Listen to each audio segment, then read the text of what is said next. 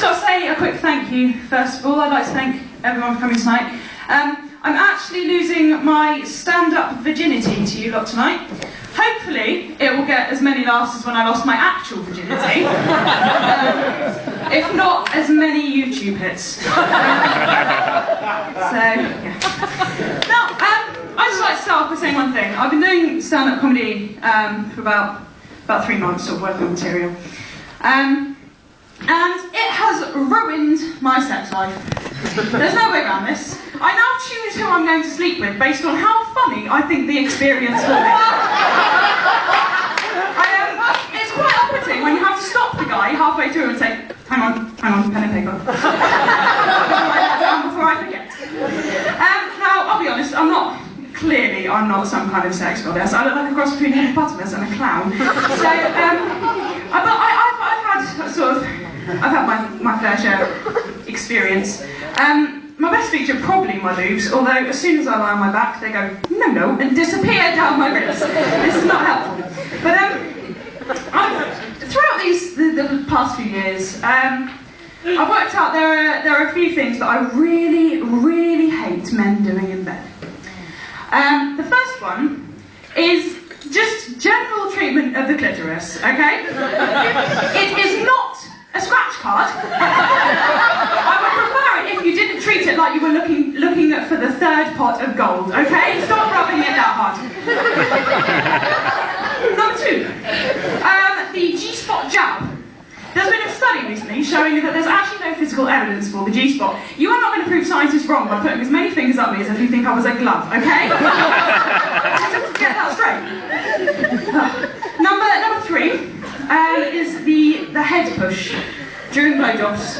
It's like keeping me down there. You might think it looks hot. When you have my vomit all over your scrotum, you're going to think very, very differently. Okay? And number four, a personal, real bugbear of mine, the oops, wrong hole game. Really, is it that hard to tell the difference? Because I don't think it is. And if you're going to try for a sly bombing, at least be honest about it, okay? It's not like I'm going to get confused and go, oh no, that's fine. That's not the way it works. And number 5, this is probably the most frustrating of the lot, a lack of reciprocal oral sex. If you want me to try toad in the hole, I expect you to at least give the sushi a taste. Alright?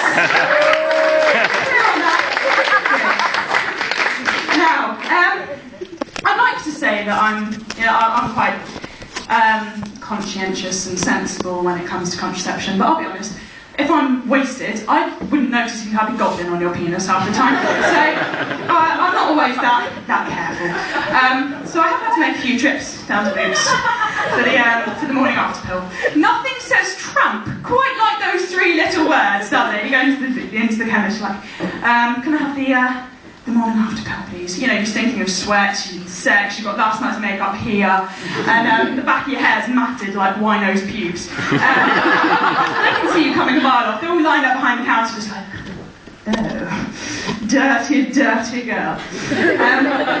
And so I went in the other day and I was like, yeah, can I have the morning after pill, please? And in Boots, they have to do this thing where they have to ask you a few routine questions, which actually translates as give the silly bitch a lecture, okay? And they take you into this room, and they sit you down. And the first thing this guy asked me was, okay, so when was the last time you had sex? And he whispered the word sex. I was like, okay, number 1, the clue is in the name of the pill. Number 2, I'm not 14. Hearing the word sex is not going to make my ears bleed, okay? And so in the end, they were like, oh, okay, all right, you can have it, it's fine. Just don't do it again. I was like, yeah, shut up. And he went off to go and get it, and I was just kind of stood by the counter, looking at the alarming array of female-orientated medicines behind the counter. And they have got some disgusting names, like Crumpex, Vagisil, take this if you have an itchy vagina melon. They actually sound like Batman villains. It's quite intimidating. Anyway, I'm off to actually have a cheeky wank because I think after this set I'm never going to get laid again. So thank you for coming, you've been fantastic and enjoy